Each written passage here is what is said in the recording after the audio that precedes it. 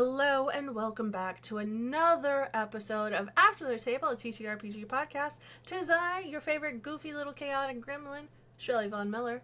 And speaking of chaotic beings, we are joined with cosplayer, actual play performer, all around awesome individual that I've actually got to meet in person a couple of times. Weirdly enough, a couple of times. But yeah, welcome to the table, Joe, aka Chaotic Neutral Joe. Hello, darling dear. Hello. Yeah, I'm Chaotic Neutral Joe. You can just call me Joe. Some people call me Goblin because I'm formerly known as Chaotic Neutral Goblin for the first several The years of the online space. the artist formerly known as Chaotic Neutral Goblin. Yes. All of that. Yeah, cosplay, TTRPG. Dabbling into more than just a player, and also video games and uh, various little things. I always say I'm a salute for three things: D&D, coffee, and therapy. Not necessarily in that order. But we're branching out toward TTRPG because it's not just D&D that I play anymore. So that's fun. Yeet. Speaking of, how's Canada, cutie patootie? It's so chill here. Like, I'm from the South, okay? I was raised in the Bible Belt. I got rid of my accent when I was 12 years old in middle school because I didn't want to be from the South. Growing up in like Georgia mainly. I say I'm from Savannah, Atlanta because that's where I really found myself. But I grew up in a bit more of a smaller town than that. And it is so relaxing to be in Canada, like Vancouver Island area, where everyone is just happy and being queer is normal, and it's expected almost in a way where I'm just like, what, huh? Because you see someone rocking queer memorabilia in the South, and you're like, but here everyone's just like, yeah, so what? And, and Yeah, you're a person who deserves rights and access to healthcare. What's up? Um, so it's beautiful and wonderful and mountains, ocean, everything. I'm so ready to get back into actually cosplaying and dusting off all my gear because there's so many beautiful places to shoot here. I know, I'm so jealous. I'm like, now you have like the most amazing backgrounds and backdrops and like locations. It's Yeah. gonna be so great. As somebody who has been to at least Victoria, not Yeah. otherwhere elsewhere in Vancouver Island. Oh gosh, like I've said this before. If I could move to Canada, I would, and that would be the place. I fell in love with it for a week, and I was just like, yeah, I'd go back. I'd move there. It Listen, was 66 degrees in June. I was like, praise everything. Thank you. the weather is wild. It's heckin' windy, but other than that, it's very, very mild compared to like other colder weather. And the further you go inland, it gets colder. Mm. Um, but here, yeah, it reminds me a lot of when I was in college at Savannah College of Art and Design in Savannah, Georgia. So if you are stuck in the States and you want to go somewhere that kind of like historical buildings, haunted, but like charming town, but also Savannah is a very, very nice little safe bubble in Georgia because there's an art school with a bunch of diverse people. Savannah is a wonderful place to consider. I've heard However, only good things about Savannah.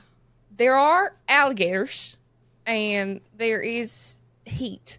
But you get the ocean breeze, so Yeah, it's fine. that is an issue with Georgia, isn't it? There is heat. As When I I mean, we both lived in Texas at the same time. We both fully know. It's and like, that's wetland heat too. Like yeah, Houston is swampy humid. it's Um, a swamp. but like there are gators out there. Like I've done cosplay shoots out in the wildlife reserves, to the point where I was actually topless at this point. I was topless, like being shot from the back, hands up in the air, and then I hear like a low rumbling like, and I look across like this little ditch, easy to get over. There's a little ditch, and then there's like a huge ass 8-footer gator just chilling. And I'm like, I'm out here in the woods, titties out, being shot like an art hoe, and there is just a That is some prehistoric swamp. being. That's some swamp witch energy right there. Yep. Hell yeah. Yep. I don't think I'm a swamp witch. I think I'm I think I'm more of like It's a little like, let me be in my cozy little space doing divination. But yeah, no, that was it was fun. I feel scrappy. I feel hell yeah. scrappy. Hell yeah. So speaking of cosplays, and you do some amazing cosplays, to include your Witcher and your Imogen cosplay. I love your Imogen cosplay. It just Thank you makes my so heart. much. Anytime I see Imogen or a Laudna cosplay, I'm like, I loved him. I I love you know. so much. I need to find a Laudna up here. Like, who wants to come to Hell yeah. British Columbia to do a little girlfriend shoot? I'm also desperately like I. Whenever we have a bit more space and I'm able to move into a bigger unit, dear gods, I want a sewing station because a lot of my cosplays are carefully selected and like in Imogen's case, like modified garments that I find. So I took a tulle prom dress and like deconstructed a lot of it to make it work for Imogen, but it's not perfect, you know, it's not what I want. So I'm like, once I can sew, it's over for you. Um, but I love Imogen. Someone actually, I've been modding for a roleplay relay who is partnered with Darrington Press right now. It will be We love done them. after the fact when this episode airs, but they're raising money for the LA fire relief and everything by doing Charity Heart, a charity fundraising actual play of Daggerheart. And somebody um, when I was modding in the YouTube chat, somebody's like, "Wow, your profile picture looks like a Laura Bailey character." Like she said, "Make them hot," and I was like, "I'm not gonna sell promo Thank here you. because I'm here to do a job, but I do cosplay Imogen, so that's fair." You're like, Imogen and Siri, they're my girls. hell yeah. Hell yes. So what got you into cosplaying some of your favorite characters? Was it just playing those games and you're like, I just want to recreate this, or what was it? Oh, I have a background in acting. Like before getting into the internet sphere, I have a BFA in performing arts from SCAD. I have been dressing up on film sets for um, years, and was it my freshman or sophomore year? I I was in a student film that was a fantasy setting, and it was I think one of my first exposures to D&D because it was based off of their D&D campaign. So I got to dress up in this gorgeous like sorceress, like high-necked collar dress thing with like satin gold robes and like a wand and everything, and my hair was all done up and I had like a face like glittery gold tattoo and everything. And I was like, this is so fun. Like it was the first time I went into an audition and I was like, I want this. I'm gonna go in there, I'm gonna have fucking fun, and like I'm gonna pretend like I already have the role, and just enjoy it because I want to do fantasy so badly. And I did it, and I got to travel and be put up in a hotel, and hello Lilith, um and just dress up and be in a little D&D movie. And so I knew I liked dressing up. And then when I moved to Atlanta, and me and my girlfriends would always go to the Renaissance fair there, I love dressing up. We love getting photos. That was a thing. You get in, we go to our photo op spots, we get photos before the light gets too harsh, and you start sweating like a like a and then you go and like pound two meads and have fun for the rest of the day. So I think that's what fueled liking dressing up and stuff. And also, actually, Dragon Con. Going to Dragon Con was a big part of it because I'm like, Dragon Con is the convention where you don't really show up and not dress up. Like, if you are not a cosplayer, that's fine. People don't really care. You can wear a Sonic onesie for all get out. But like you're gonna feel weird if you show up there out of cosplay because it's like if a cruise ship wasn't a cruise ship and it was just a chain of hotels, but everybody is partying and like dressed up in different cosplays, that's Dragon Con. It is wild. Um, so I was like, I knew I wanted to do Siri was my first cosplay. That's the one I was like, I want to do this for um for Dragon Con. And I don't know if you want me to send you, I will send you my first Siri look cosplay and then the most recent look if you want to edit that in. Hell yeah. Hell Because it yes. came a long way. Hell yes. Oh my gosh. What? I guess you've already answered the question. Is like, who is your favorite to cosplay? Is it Siri or is there another character? I mean, Siri and Imogen are pretty tied, I think, but we all know it genuinely probably has to be Jar Jar. Um I'm kidding. Siri is my Elaborate. No. You're not passing this up. Elaborate. Tell the children who don't know. Okay. Why? Siri is my actual favorite because I get to carry my sword. But I do a Dark Jar Jar cosplay and may or may not have started a cult for Dragon Con.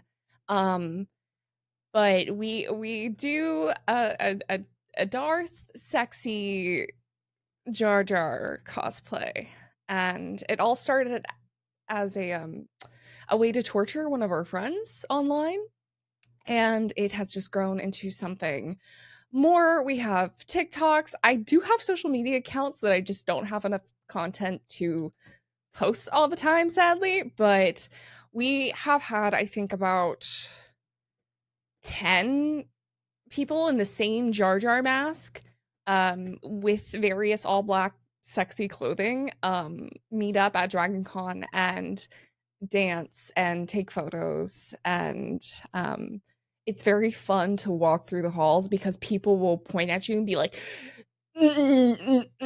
nope, how dare you? And it's like, oh, I dare. I dare. Crawl for me. Crawl for me, sir. My bomb bad girl. I can't do the voice. I do voice acting, but I can't do the voice. I love that so much. That is amazing. Because I know I've seen it a few times on stream. And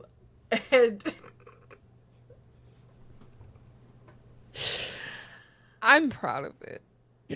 As you should be. That's right, you lost. Did you lose the mask on accident? Oh, I haven't. I haven't. I threatened. I was like, "Oh, I should have lost the mask in the booth." But no, I haven't. You're like, "No, I have it still." Yeah, people were asking like, "Oh, you moved to Canada now, so we get more sexy Sith Jar Jar content." And I said, "No. I made a music little dancey dance for you all. I twerked in a Jar Jar mask. I don't know what you want from me."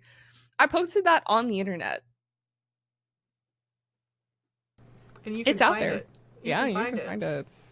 But that just here's like we were talking about. You have great new like backdrops, and now you can do like a really cool, sexy Jar Jar photo shoot. The reason this curtain is here is because I don't have a good backdrop. I mean, like whenever you're able to like go and like in front of the mountains, like. Oh, yeah. I mean. You're like, I guess. Wait a second, I didn't think that through.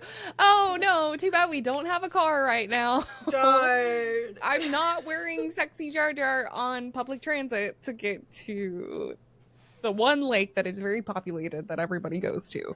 No thank you. You're like, no. This is a government town. I don't think people cosplay like that here. If I know anything about government people, there are furries amongst them. So let's be real. There are furries, drag performers, and also people that are in a scene that we're not going to talk about. Listen, I'm right down the road from like a very like queer focused theater, and also like we can walk to two different queer bars, one of which is the Vicious Poodle. I don't know if you visited that while you were here. I didn't. I Um performed at Paparazzi though. okay, I've heard of that one too. Yeah, that one's Um more like downtown though. So yeah. Um once we get some extra money, you bet I'm going to drag brunch. I'm so ready. I just hell need yeah. someone to walk me through drag brunch etiquette because I've never gone, and I have the tism, so I'm like, I need to do things by the book and I don't want to offend anybody, and like I want to make sure that I know like um it's mainly like any etiquette surrounding money stresses me out. So because like I'm the type of person where if I had exorbitant amounts of money, I'm like, here, take it, my friends, artists, queer folk, yes, please take my money. Now you can do that now This is why God because made me poor, Canada's because he's different. homophobic. Yeah. um Canada's different. Okay, whenever I okay. performed in Canada, at least at Paparazzi, they had, I guess, the people could take money out of the like ATM and then exchange it for individuals, but Canada has loonies and toonies, which are like coins. And same with, you don't pelt a stripper with quarters, you don't pelt a drag queen with loonies and toonies. So they exchanged it for these like paper bills, like Oh, like paper like paper bills that the performer could then at the end of the night exchange for money. okay. So I don't know if that's the same at the drag brunch, but yes, tipping's okay. Don't put the money in your mouth. Dear God, no, I don't Don't even want them don't to look at me. I'm just like, here's a 20, here's a 20, you yeah. beautiful creature, go fly, have fun, donate it. It's to charity for whoever thinks that they need or whoever looks like they want or need attention. I don't. I'm shy. Enjoy yourself. Have a few drinks. Eat your brunch, and then yeah, just enjoy. Just like clapping is always appreciated. Hooting and hollering, Oh, always I can do that. appreciated. Yeah, I'm an improv baby. I can yeah, do that. yeah. Also clapping, snapping. If you have a Clacking. fan, Yeah. clacking. Yeah, hold on, hold on. I don't have mine within reach. Clacking. Yeah. So just Oh, there's everybody's drag etiquette. That's not just for brunch. That's for other shows as well. Minus, like drag queens reading in libraries. Don't do that. Be respectful in the library. yes. I'm the epitome of respect, We just not respect for the books. myself. No, no. I joke, I kid. But what's on the list for cosplaying next? Do you have anything that you're like, ooh, yes? Oh man, I really want to start making stuff because I went to art school. I may have a BFA in performing arts, but like I had to do like 2D art, 3D art, 4D art. I had to like I'm really good at Sculpey. I was hyper fixated on making little Sculpey dragons for a while there that I've always wanted to pick back up, but it's a luxury hobby. If you're not making money off of it because art supplies is expensive. But um I know that there's a couple characters on my list that I'd like to cosplay.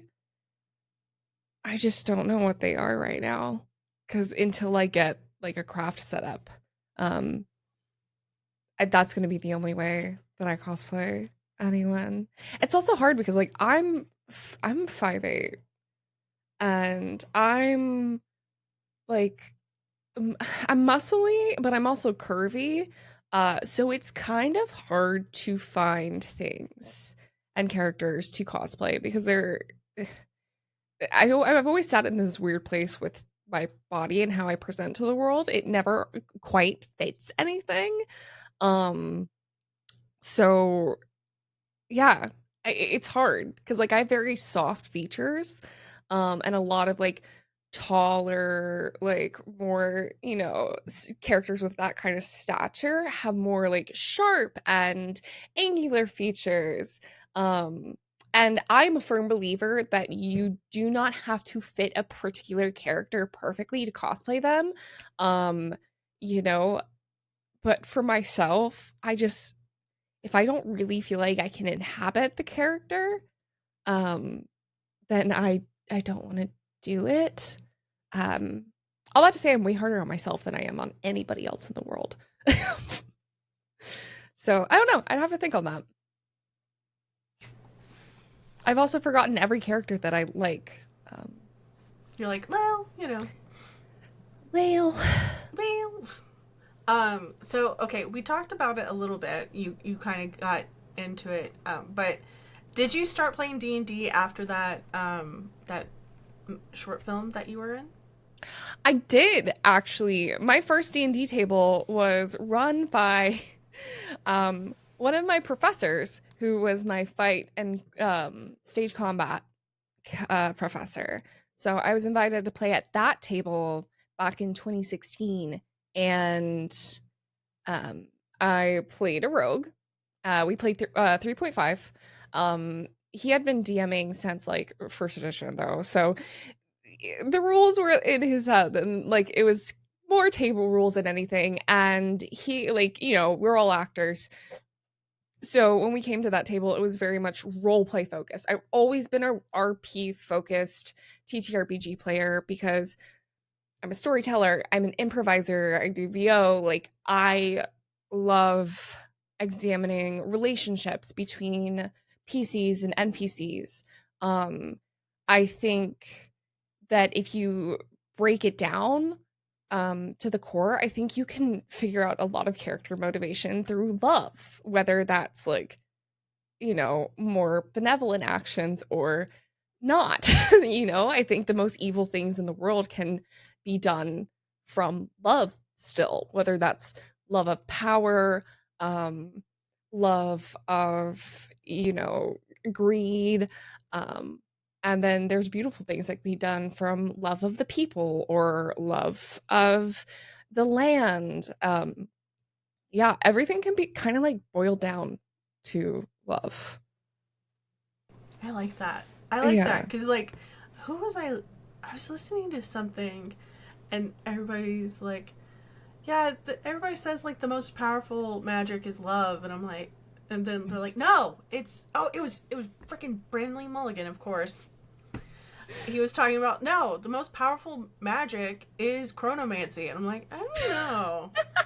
Just because you can turn back time doesn't mean you're freaking If I powerful. could Exactly. If I could turn back time. Um, yeah, no, chronomancy, that's fantastic. But and I agree with that to a degree. There's also time magic is so wild because it depends on the reality of the world and like what you can achieve and what you can't achieve. And I'm not going to contradict Brennan Lee Mulligan. You know what? I might be Do bold it. enough to do Do it, it. but Do it. I really think that like love and like what drives characters internally and using that to connect externally, like that's the thing because some people get so caught up in the internal lives of their character they forget that they're telling a story. And it is different whether you're at a private table, your home game, versus an actual play. But you can, I mean, like coming from an improv background, you can do there, I'm not articulating myself well, It's okay. but genuinely, if you just strive for connection with other characters and you don't always have to agree, like that's the thing. Like there's always that yes and in improv, but people don't talk about how agreement isn't always saying like yes outright. Sometimes agreement, you can disagree through agreement of like, this is what you're offering and this is what is your reality and this is what you're contributing to the world. It's taking that and acknowledging that as real and as a valid offering into the story, but you don't have to personally agree with it. Um, and this is getting more into like actual play stuff because I Mm. think you have a lot more grace at your home table. Um, but like you always have to have that like 20% actor brain in the back of your head where you're like, okay, my character doesn't agree like morally or ethically with what my friend is doing. And you can have that conflict, but you also have to have that 20% in the back of your brain being like, okay, while being true to my character, how do I support? How do I navigate this conflict in a way that's going to augment the story?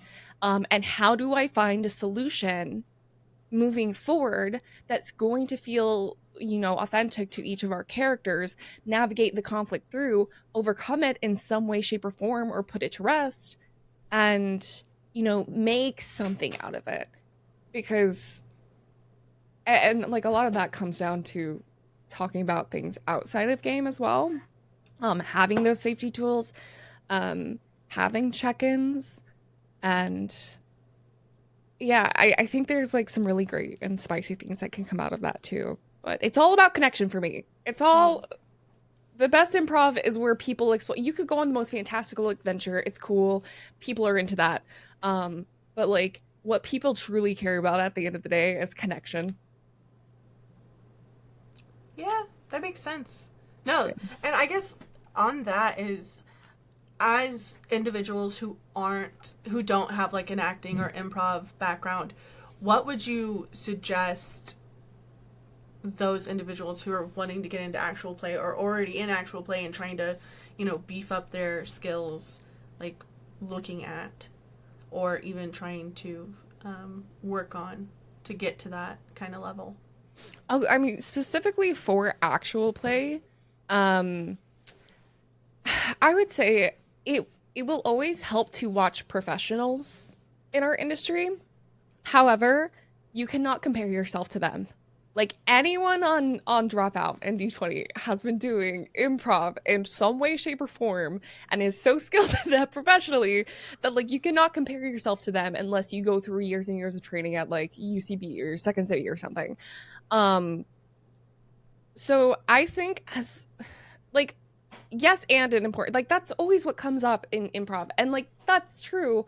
However, like there are so many other principles um of improv, like making your singing partner look the best that they possibly can and trusting them to have your back too. Like I before every improv show that I ever did, we literally went around the room like we did warm-ups first of all. Warming up that improv brain is like warming up a muscle before you like deadlift.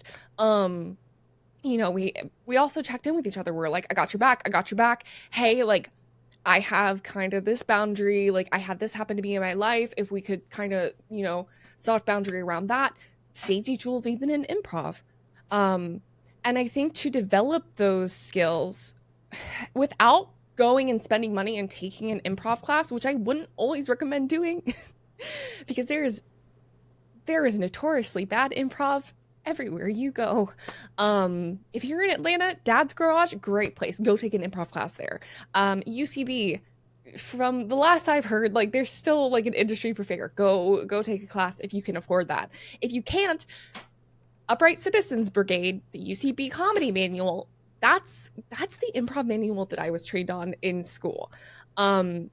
There's a lot of great fundamentals in there for agreement, for initiate copying, heightening ideas. If that, then what? There, especially if you can get a group of people together to kind of like work on those little improvisms. Connection and stuff. That was always my favorite thing. My little tism locked in on that. We stood in a circle and like, I forget exactly what it's called, but word association. Mm-hmm. We would literally like word association, throwing words to each other in a circle, getting as far away from the original word as possible, and then like collectively deciding to bring it back to that word. Mm-hmm. And another favorite thing was there's an improv game called like How Do You Two Know Each Other? You point to two people in your circle in your troupe, and then you both kind of look at each other and like, we know each other, and you kind of like collectively come up with a story of how you know each other and why you're important to each other. That is such great exercise for not only agreement, but like investing in the relationship between characters. So yes, UCB comedy manual is brilliant.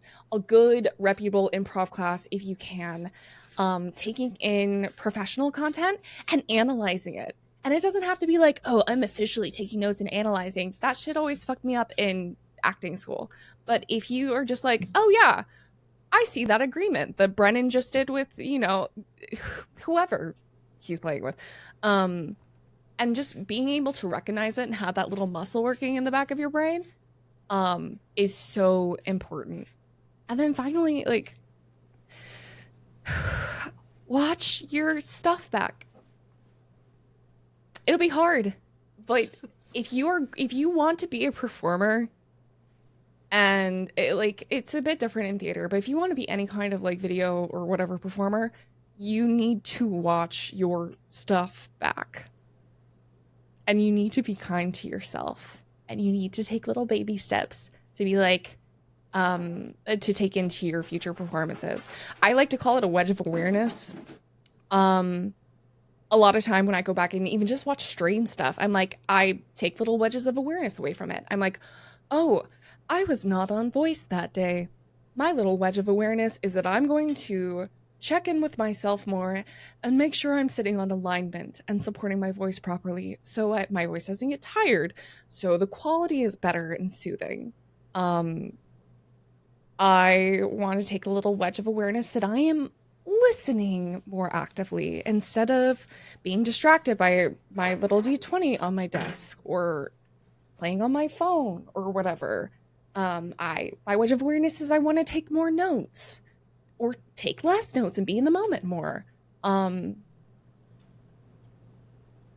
It's tough work, but you got to do it. No, that's great. Yeah, no, that's sometimes I even editing these videos or other videos that I have to do, I'm just like, my face. I need to stop doing that. You're always going to be your worst critic. I am my worst critic. I'm like, gosh, I need to, or I say like the same word over and over again throughout the time, and I'm like, okay, that's. And sometimes it's just permission to let yourself be. I think that's like the most frustrating part of any work that I've ever done, and like working on things is a lot of my problems are solved when I let go of trying to do something to actively fix what I want to work on, and I just give myself permission to be and simplify things and then go from there. Because sometimes you gotta kind of sit back and reset. It's one of my favorite things that my voice teacher told me, because I do voiceover. I've trained extensively in accents and dialects. Does that mean I'm good at them? No, but you give me like a day or two to get a certain accent or dialect down, like I can coach the shit out of that. I can do most. I can't do French, no matter how hard I try, because some people's oral tracks just aren't physically structured for certain accents and dialects. And thank you for not making fun of me when I say oral tract or like oral posture or anything, because I get fucking railed relentlessly by my friends every time I bring it up. The word oral. Yes. Like, wow. Wow. I forgot where I was going with that.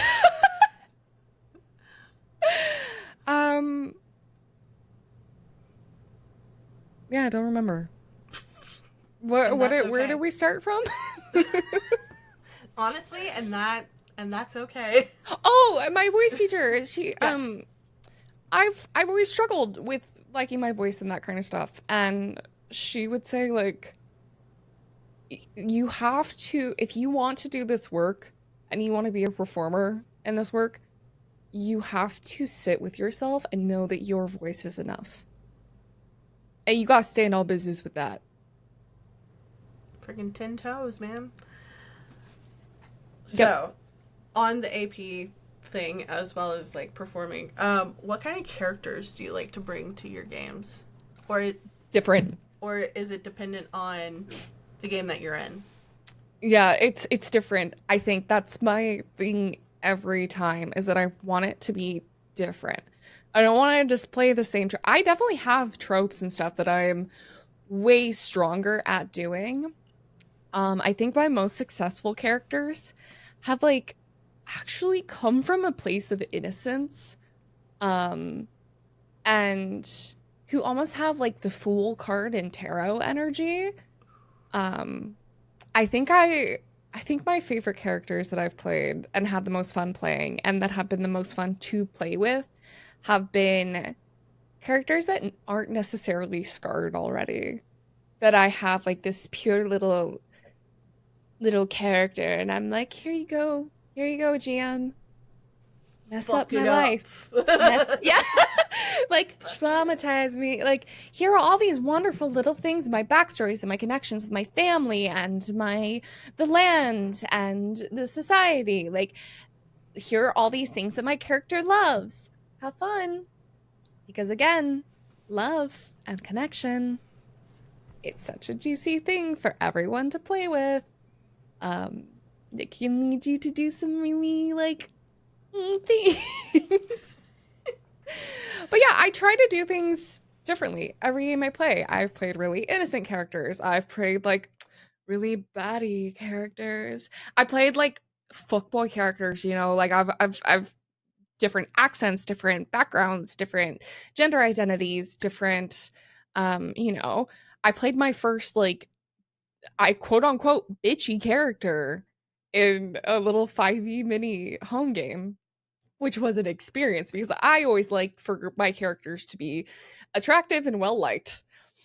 So branching away from that is probably pretty hard. And like she was attractive, she was not well liked. She was actively kind of mean, um, which was interesting to navigate being a meaner, self-serving character while also contributing to the story and like agreeing with my team even if I didn't agree with my team. It was interesting. I will say it's something that I need to do again because I don't think I chose the right game to explore that in from a silly little fun home casual game where um, I think only two other people have acting experience. Mm, um, so yeah, you know, you live, you learn. you get loves. There you go. Yeah. Sorry. No, the table, the vampire table I'm at, we have the three spheres of influence type of thing where it's you can be there's the three attributes. It's you can be smart, you can be hot, or you can be strong. You Is can't that be the all mechanic? three. No, that's not the mechanic. That's just what we made up. It's like we Sorry. realized that we've all made good looking people, but then it's like, okay, are they smart and hot? Or are they strong and hot? Or are they strong and smart? But there's not a strong and smart person at our table. And there's not a person that encompasses all three. Wait. So this is just something you've observed and not Yes. necessarily okay. Yes. Because I'm like, We're there just are like, wait a minute. listen, you can be all three, but you got to have some other flaws, other ways down the line. Like you They're have to usually make the flawed villains. characters. If they're all three, they're always Um, the villains. It's like, oh, damn. I knew I was the villain. I knew it. I Oh, love that. But I got nervous because I'm about to do my first like 5e, I think 5e World of Darkness kind of mushed oh, the V5? game. Yeah. Yeah, V5. Yeah, because I'm doing my spouse is actually GMing that game. And we have three vampires, a hunter, and I'm playing a mage. And I was like, is this a mechanic? Because I didn't do that when I was building my character sheet. And that's actually what I'm doing after No. this, is I No. need to finish my character sheet and actually read through the mechanics of playing a mage because everyone I've told that, they're like, you're you this is your Well, first here's the time playing thing. something other than D&D or Pathfinder and you're playing a mage and I was like, Yeah. yeah, yeah. I Especially just since they haven't updated Mage to, like, the V5 oh, yet. I got homebrew. Oh, you got My homebrew. spouse homebrew for that. Yeah. Mage, we were working with, like, older, because we included Mage in our Mage mechanics in our game at one point, and I was just like, I am so confused. That's What is going on? that's what I've heard. But I didn't want to play a mage outright. I sat down because I was pouting. It was after our Saturday game. Our Saturday game was the one where I played the mean girl. And then we were starting to talk about this next arc that we're going to be playing. And I was pouting about it because I was like, I don't want this to be over. I don't feel like I don't like campaigns to be over. It's my flaw. I don't want to let things like die sometimes. I'm like, no, I just want to keep living in my little world. And we went out to dinner after one of those sessions and I started just talking. I'm like, well, if I have to play a character, like I want to play a character that's kind of like more not a leader, like more of a follower. And like I was playing Indiana Jones video game, Great Circle at the time, and I was like, oh, I think I might want to be someone more like studious and like who is interested in history and artifacts and stuff. And you know what? I think I want to play someone who's kind of like, oh, like Midwestern, just like a little bit, just just happy to be here. um, wow, you're strong. Okay, that's great. I know a lot about this artifact that I touched, and the history traces back to this, and that's you don't care. Okay, great. No, that's fine. I'm here if you need me. I just yeah, support you. Just if I love I that write so fan much. fiction too if you ever wanna read. My character is Yes. like unknowingly fan fiction famous on AO3. It's I very love funny. that. She doesn't understand likes or she doesn't pay attention to any of that. She never checks her notifications. It's great. Carolyn. What a lovely author. I love Yeah. that. Yeah. Hey guys, this is just an update real quick. Sorry it's a little late. Yeah, like one of the inspirations for her was the secretary in Twin Peaks. Have you ever watched Twin Peaks? It's been a while. It's You been know, a the while. curly blonde hair. Oh She's yeah. like, yeah, yeah. Yeah. Her and like a couple other people, like Christina Ricci's character in Yellow Jackets, but like not diabolical, you know, like a very much more innocent version of that.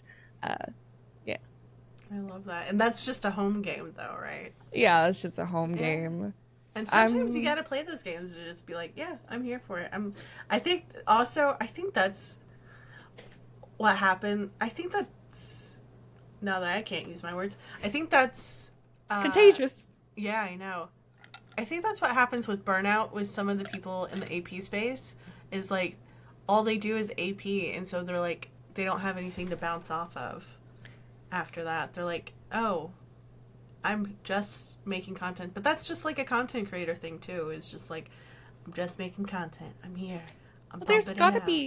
there's gotta be things that you do to fuel your soul and your creativity, whether that's partaking in other content or reading a really good book that Reading you some fan know, fiction.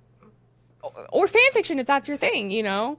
Or you could be like me and be freaking obsessed with Severance and that kind of storytelling and way that they unfold things. I just you're just like gimme, gimme, gimme, gimme. I need it. Gimme, gimme, gimme all of it. You have to do things that fuel your soul. Like especially in acting, I would feel so drained, especially in the film and TV industry, until I went to a film festival and I was in master classes with some of the greatest talents of our time. Like I sat front row at an improv workshop with Mike Myers, and that was probably one of the most wonderful experience. I'm like, oh yeah, just watching someone really, really good at improv who doesn't always do improv per se, like it is. Oh, it's so good. Um, brilliant, brilliant, brilliant. Yeah, you have to do things that fuel your soul. And yeah, actual play is hard. I feel like there's so much pressure being put on small creators too, and even bigger creators, um, and more industry people. Like you have to do the best you can. And like always be trying to improve your craft and like your awareness of, things in the space, especially like diversity and inclusion and um inclusion of safety tools and all of these things. But like you also have to allow yourself to be a person. You will mess up.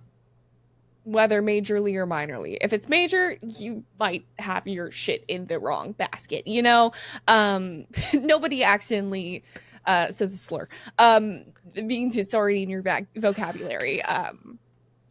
But like, as far as like little agreement things, I'm the worst for beating myself about this. Sometimes I'll finish a one shot on someone's stream and I'm like, I could have said yes here better. I could have agreed more. I could have elevated that my scene partner more. You're gonna fuck up. Just like, if you are playing a main character and you say something that crosses the line a little bit, just own up to it, acknowledge it, do any like reparations that is fitting for the situation with the person that you wronged. And then also like you have to move forward and let it go and not let it happen again. Especially depending on the severity of it. But also people are just people. It's okay to people. It's okay to be a person. Yeah. Yeah. Have accountability and move forward. And also know that no one's going to be as hard on you as you are, except for those little niche quarters of the internet where people are just looking for you to slip up. And there are those people on both sides, unfortunately. Yeah. People are just looking at you to fucking just say the wrong thing. Like I try to acknowledge ableism, especially in my language per se, as an example. And there's such things that are just like ingrained into our language. And like me being like aware and like outspokenly aware about these things, like I'm gonna get held accountable, like, pretty quickly by people, especially like my mods. I'm like, hey, hold me accountable for this. But I'm like, also, some of y'all's favorite bigger creators use ableist language all the time, and y'all aren't canceling them for it. It's because like we're all learning. We're taking these baby steps. Awareness is so important. That doesn't mean just have a free pass to do it. It just means like, hey, we're getting there as a society. Like, let's have love and compassion and, come together over things instead of just like bashing each other down, be like, nope, stay in your place. Yeah. No, I totally understand that. There's some words that I have in my vocabulary that recently were brought to my attention that were probably not good to use. Like using the word crazy, I was like, I didn't even think about that. It's just a word that you use all the time, and I'm like, oh, huh, yeah. Okay. And that all to say, not to say that like any of that is not important. The reason I bring it up is because I've seen a lot of creators kind of put themselves into a corner and put so much restriction on themselves and so much pressure on themselves that is inhibiting them from creating. And they're holding themselves to such a high standard. You also have to remember that you're human. And as long as you're not a shitty person, because that stuff always comes out. Like, if you are a shitty person, it will come out. It will come out. Every freaking other week in the TTRPG community, I see stuff come out, which is a whole other beast and kind of sad and frustrating. But like, do your best, hold yourself accountable, but also part of being an entertainer, especially in any kind of performance space, is failure. You are going to fail at something. It is inherent aspect of performance. And if you are not failing, and this is not just saying like within the realms of, being aware of ableist language and everything. I'm talking about like getting out there and like playing a character and telling stories. You will fail. You will fail again. The goal is to fail better. I have a background in Meisner. Can you tell? Fail again, fail better. Because if you're not failing, you're not going out of your comfort zone. You are not taking risks. You are not, pushing the boundaries of storytelling. Not other people's boundaries, but the boundaries of storytelling, the boundaries of what your character is capable of. And unfortunately, failure and rejection are inherent parts of just entertainment, and it sucks. Well, in the TTRPG space, a lot of people see failure as, you're already, whenever you fail, like failing a role or something like that, you're automatically, or sometimes in the near future, reprimanded for it. So it's kind of one of those things that gets ingrained. You're like, oh, I did something bad. This is, I can't do that again. Oh, maybe I shouldn't do this anymore. So yeah, it's one of those things, like, I think it's just ingrained in there. Also, in content creation in general, it's, I mean, we all look at numbers. Let's be real. We all, those who say they don't look at numbers, you're lying to yourself. Or you're not taking it seriously like a business. Or you're, yeah. And it's one of those things, it's like, you look at the numbers and you see, especially nowadays, just the internet makes failure so like in your face at that moment, like within minutes. You're like, oh, okay, yeah, you know. And it people, I mean, creators get confused and like, they're like, I want to branch out, but my you know, my viewers, my whatever doesn't like it. I'm like, well, that's your own fault. Well, don't put so much stock into, you know, what you think other people want and like, because at the end of the day, like, yes, you have to be aware of your audience and what works for your audience or not, but I wouldn't be concerned about that until you have a big ass following. Yeah. Like, there are certain things that in my community for stream, I know my community doesn't really like horror. Sometimes I want to play horror. I am not a big enough content creator where I'm like, I can't branch out like that. Now, if I was streaming to like 500 or so people and I only had like 80 people show up if I branched out and did said thing, then I'm like, okay, maybe we don't do that on stream. Maybe that's a fun little thing that I do for myself, or we do in Discord as this, that, and the other.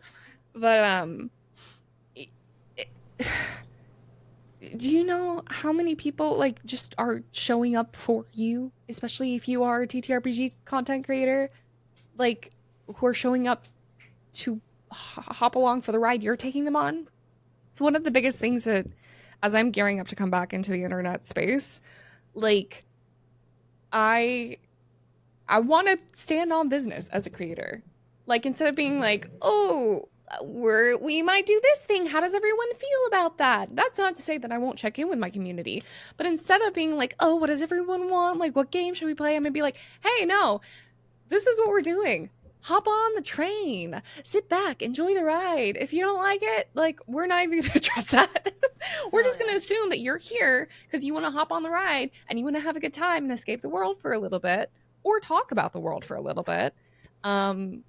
And of course, observe what works and what doesn't as you grow. But there will always be a very loud, small part of various pockets of the internet that you can't allow to dictate everything you do. Because I've seen so many creators have like little like things here and there where I maybe like cock an eyebrow, but I'm like, it's a very human, it's not a concerning mistake. It's just say, huh, really? You just got to keep moving forward. And again, holding yourself accountable, but like putting yourself out there, because half of this industry is putting yourself out there. And as long as, if you do mess up, or if you do like overstep and like make someone feel bad during a session or something, if you are checking in after game and being like, hey, I noticed that when I did this thing, the energy change, can we check in on that? Like, how are we doing? Like, if I overstepped, like, I'm sorry. Communication, check-ins, safety tools, it's important. And if you're doing that work behind the scenes with your like the fellow players at your table, your game master, your producers, like, you will be fine. Because if someone's vetting you, I highly doubt that they're gonna go to the little niche corners of, you know, threads where somebody said X, Y, and Z about you. I'm pretty sure they're going to be like, hey, industry professional that I respect, you've worked with so-and-so before. Like, how was that? How was working with them? Because, like, also that's going to be a far more likely avenue for people to go through to vet you than for them to actually watch your actual place.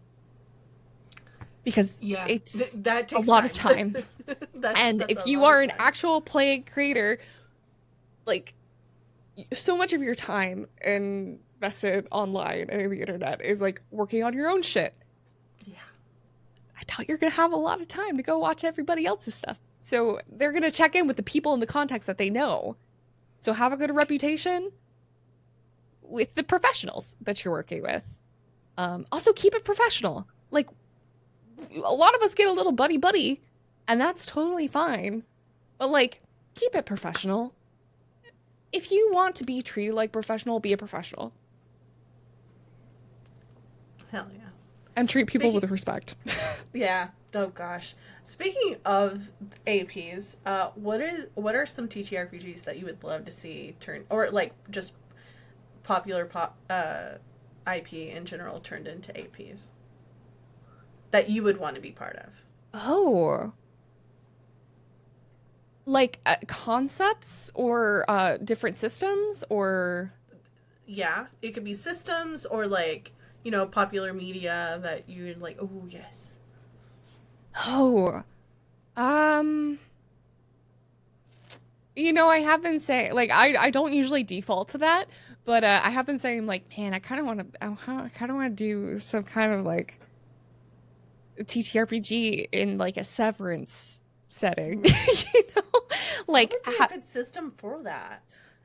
I mean, I think it depends on the story you want to tell, Mm-hmm. and I'm pretty sure Will and I have a good portion of the story being told right now in Severance. I'm pretty sure we got a good portion of that figured out and like the reality of the world. But like there's still not enough info to understand the full story that's being told. Because I think it's bigger than has been presented to us right now. Um, but I think it depends on the story you want to tell. I am probably certain GM's least favorite kind of player because again, everything comes down to roleplay for me. Like the system is the little structural bits that allow for stories to be told for me. Um Now, have I been accused of being a min-maxer? Yes, I have. But I didn't know that Polearm Master and Sentinel kind of was broken. I took it for flavor because it felt like my character. Um yeah, I mean like I think exploring a severed persona is very very interesting. I don't know how that would work. I haven't put a lot of thought into it. But what I would love to play in and what I keep thinking of is like one, I want to play Candela Obscura so bad. Like I'm getting to play It's a vampire, fun thankfully, but system. It's a yeah. fun system. I want to play Candela so bad. And one of my favorite like genres of storytelling is dark academia. And if you've read the book Piranesi by Susanna Clark, it is such a like rich academia fantastical like classical architecture like so this dreamy liminal space and I love liminal spaces too like I'm very into that both like dreamy and scary um I like that kind of stuff. I like the dark academia of books like Ninth House by Lee Berdugo. Um, I I'm really into it, and I get to play a little bit of that in a more modern setting with the game that my spouse and I play with just each other. We play Blades in the Dark. Oh, that's Um, so cool. yeah, and it's just us. Will runs the game. I play it, and like Will does so much work. It's like genuinely one of the most brilliant and incredible humans I have ever met. Um, and I'm going to bug him after this to see when we are playing next. When can we play? um, When can we play games? can we play our game? Um, which I'm sure he's thrilled about because this next scene that we're gonna go into, there's going to be like 12 different family members of mine at a dinner table, and I get to play my little character. He has to navigate. So that's like a fun thing for us to check in about. Like, hey, like, I know you have a lot that you need to prepare for this next session. Like, do you have the capacity? And like, also when we're playing, being mindful of like all that is on his plate, and trying to take some stresses off his plate. Um, but yeah, I mean, as far as systems go, like Candela Obscura is the first one. I've seen a little bit of Daggerheart now. I'm very intrigued for that. I love Pathfinder. I miss playing Pathfinder. I played the first version. I messed some shit up in Pathfinder. Um, I've played Monster of the Week. I've always wanted to run a Witcher Monster of the Week game and just like reflavor and homebrew everything because like I got good pattern recognition. I can just kind of reflavor those all to the Witcher world like pretty easy. Which the Witcher TTRPG is like a very interesting system to play in, and I enjoyed the game I got to play there. But I honestly, dang, I think I'm down for anything, honestly. I just like playing, and if it's a storytelling RP based game, I am so down. Hell yeah. But yeah, Dark Academia is probably my most understimulated facet of storytelling genre. So I do like that. And I like when magic is gross. Like I'm so burnt out on romantasy, which sucks because so many of my friends know me as a romantasy babe. Like I was a Sarah J. Maas babe from freaking book 2. Like that, I think the second book she published was when I started reading Throne of Glass. But I'm so burnt out on like pretty magic and oh the romance and oh like everything. I'm also burnt out on like super heavy politically driven stuff like Game of Thrones. I'm like this is a lot. This is a lot, and y'all are kissing cousins, and it's kind of like I'm not really into that. I'm fine. I stopped I stopped reading all of that. Especially because some of my favorite things from the books like never got translated into the show. Anyways. I want a Lady Stoneheart who comes back from the dead to fuck shit up, but like also not doing anything. I don't know. I like gritty. I like when things are morally gray. It's why The Witcher is my favorite universe. Things are very morally gray and not just, you know, Greek Italian mythos. Like I like the Slavic folklore. It's very good. Hell yeah. So plug your shit. This is the time to plug your shit. Great. I'm Chaotic Neutral Joe. I'm a content creator on a lot of different platforms. I'm either Chaotic Neutral Joe, J-O, there's no E at the end, or Chaotic Neutral J on Twitch, YouTube, Instagram, Blue Sky, pretty much anywhere you can find me. You can also find a link to all of my links. I do mainly personality-centered content at the moment as I'm figuring out coming back to the internet, but I will also be out here doing cosplay and video games and hopefully more TTRPG actual play stuff as I, you know, pull up my bootstraps and reach out to people that I want to work with because that's something you have to do. And also, hi, if you are watching this and you're in the TTRPG space, I may be a player and that is my skill, but I am also a banging ass producer. Which I recently learned what being an AP producer means. And I'm like, oh, you mean marketing and making layouts and doing the thing that I did professionally for a nerdy coffee and tea company. Yeah. You should totally go use either one of our codes at Mini Nope, your code. Your code, not mine. I don't see any money from that anymore. No. But yeah, like I just thought that was part of being a player was to show up and be like, hey, you want marketing material? I got you. I'll make you a flyer. I will make you a silly little video. I've been doing that for Playmat for a while. Maybe not more recently because we've been so busy and it's been far more fast moving. But when we did the baddies from hell stuff, I was like, everybody, do we have time to give me a like 5-second clip in cosplay of you being in character? And you know, some of those have been like a little fire, okay? Like for the circles that it's been in. Hell yeah. Hell But yeah. yeah, I like if I'm part of a project, I want to see it succeed. I just don't want to overstep my bounds. So if you tell me like free reign, let's go. You ready? I ready? Hell yeah. Well, with all that being said, you can see all those links down below in the show notes. You should always follow Joe everywhere they go because they're amazing and talented. And And if you want to talk about voice work stuff and accents and dialects and your oral posture, just let me know. It's my special interest, and I have several years of training and experience in it. So if you want to talk accents and stuff for D&D, hire them. Hire them. Yeah.